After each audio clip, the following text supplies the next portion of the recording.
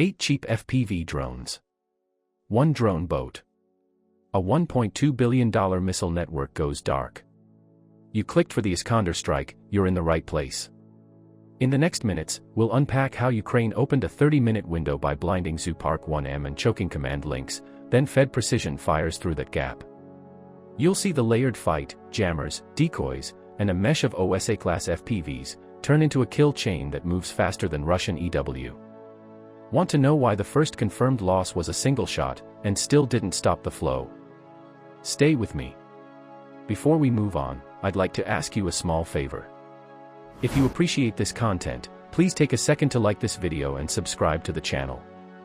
Over 98% of you watch the videos without subscribing. It costs you nothing, but it makes a huge difference to us. So, did you click the subscribe button? Great. Thank you so much. Now, back to the video. You came for missiles, but the first move wasn't a warhead, it was silence. Cheap drones hit radar first because the guard dogs hear before they bite. Take the ears, and the teeth hesitate. That's how you buy time against a system built to react fast. The opening move rode in on a Crate V7 drone boat acting like a small offshore carrier. It held 8 OSA-class FPVs and a micro-strike package task to strike antennas and relays tied to the Iskander network. The plan was narrow and brutal: cut the links that fed targeting, then let the rest of the force move on a fog picture. The boat hugged sea chop, then loitered just long enough to disgorge its swarm when the timing lined up. On paper, this shouldn't work. Russia fields Zoopark 1M for counter-battery sensing, layers jammers over approach lanes, and keeps quick-reaction guns at the ready. It reads like a net too tight for hobby-grade frames. But that net has holes you can't see from a map. And the Ukrainians steered for those holes, not the center of the web. Think of the radar net as a nervous system. Clip 2 nerves and the arm goes numb. The antennas and C2 uplinks were those nerves. Take them out, even briefly, and the hand can't close on the threat. The FPVs didn't chase glory shots, they chased the tiny junctions where signals jump from mast to mast, from relay to headset. Low RCS frames help. Small FPVs riding sea clutter and terrain shadows slip under search radars that want clean returns. When decoys flood channels, queuing gets muddy. Operators get pings with no body. The swarm crept along cliff lines, skimmed folds in the ground, and used short hops between cover to keep the sensors guessing. Every second the search beam hunted, the timeline stretched. The drone boat worked like a Trojan raft. It didn't ram the gate. It opened, spat out FPVs in short bursts, and let them fan in on staggered clocks. Arrivals synced with jammer pulse cycles and crew handoffs, the messy human moments when routines stutter. One team rotates. One display lags. That's the seam you hit. Electronic warfare cuts both ways. Wideband barrage jamming smothers the spectrum, but the platform's own sensors breathe smoke too. Narrowbeam jamming is clean and sharp, but a swarm from multiple angles with frequency agility forces constant redisking, and gaps open as beams swing.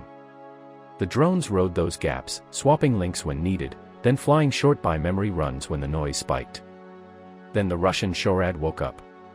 OSA launchers and point guns took shots. Tracers stitched the air over the river mouth. One Ukrainian drone went down, the first confirmed loss. It had drifted after a jam burst, scraped stone in the wind shear, and died under a directed energy hit from an anti-drone rifle. The rest kept threading in, low and stubborn. Hits started to show. A relay dish buckled. A mast lit with a short arc and went dark. Adjacent nodes hiccuped, then lost sync, voice traffic clipped into half-words and static. Zoopark 1M lost coherence on its auxiliary feed and kicked dust into its own picture. The air track fuzzed. The map lagged. For 30 minutes, the shield squinted and blinked. That window is an eternity in a fight measured in seconds. It was enough to cue precision fires and move shooters into line. With the giant blinking and deafened, the kill chain starts to breathe. You don't chase the explosion, you chase the coordinates as they harden. Now we follow the data, not the blast. The next leg is the mesh that kept those drones talking while the sky screamed. If jammers owned the air, why did the drones keep talking? The answer is the mesh. Links stacked on links so a cut line wasn't a dead line. That's how the kill chain kept pace while the giant blinked. Ukraine ran a layered control stack. Redundant uplinks on separate bands. Starlink as a backstop when local nodes got cooked. Mobile air defense and EW counternodes that rolled on vans, hopped cells the second a jammer pinned them, and pushed clean corridors through the noise. Operators didn't chase bars, they switched paths. The network flexed instead of snapping. Russia shoved back hard. Krasuka-class EW reached for wide swaths. Shorad threw quick volleys from city blocks and dunes. Strike aircraft prowled the river lines and coastal roads with rockets and pods. You could hear the fight across a district, guns spitting, engines low, static popping in headsets. But the mesh moved faster than any one jammer could think. It didn't bet on a single tower. It bet on many short bridges. Think of the kill chain as a relay race. One runner finds the lane, the next takes the baton and sprints. UAV recon tags a target. Ground teams take the cue. Mortars load, ATGMs arm, and each handoff runs on live video and coordinate pings. No waiting for a perfect picture. Just fast, clean exchanges that shave seconds. The gap opens. Someone finishes. Distributed drone families, OSA-X, Punisher, Shark, kept telemetry flowing even under blanket noise. They shifted between bands, tightened beams when needed, and bounced packets through nearby piers, so a dead end became a detour. You don't need every link. You need enough links, fast. Narrow beam uplinks shot data like thin wires through fog, while wideband bursts carried backup packets that filled gaps left by jams. It was ugly at times, but it was alive. Terrain did its part. Cliff lines and high-rise stacks made natural EW cover. FPVs rode radar shadows along seawalls, skimmed low over water, and broke from alleys with seconds to spare. A drone that stays tight to stone reads like noise until it pops out at the seam. That last second reveal denies a clean intercept window. By the time a cue turns into a shot, the warhead is already picking a pane of glass or a truck bay door. Feedback loops turned this into speed. Drones mapped with live video and IR overlays, uplinked target points, and shooters fired while the feed stayed on the mark. Corrections hit within seconds, walking rounds to the aim point. Reported observe orient decide act cycles dropped under a minute, which means a truck that shows its nose at one end of the block might be burning by the time it reaches the turn. That tempo pulls the floor out from under an air defense plan built on longer loops. Russia tried to slow it. Decoy emitters popped up. Interceptors rose. Links flickered, then rerouted through backup bands and Starlink trunks. Ground teams stayed in motion, taking javelin-like shots from covered angles, with Stugna-P crews reading live feeds and firing on callouts. Crews shifted launch sites between salvos so return fire hit where they weren't.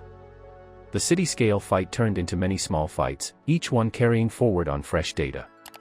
The payoff lands where steel stacks up. Precision fires cracked depots and stalled columns while the air picture stayed fractured and late. EW didn't fail for lack of power, it failed against a network that refused to be single-threaded. Cheap drones made expensive effects by feeding the guns a steady stream of truth. The lesson is clear: break the network, and steel loses its nerve. Keep the network alive, and steel obeys. Data flow outranks armor. Cheap drones didn't just crack hardware, they cut the enemy's senses and opened space for fast, clean strikes. That's the new ground truth of C2 and EW. Speed wins when your OODA loop stays fed. Slow down, and steel becomes a statue.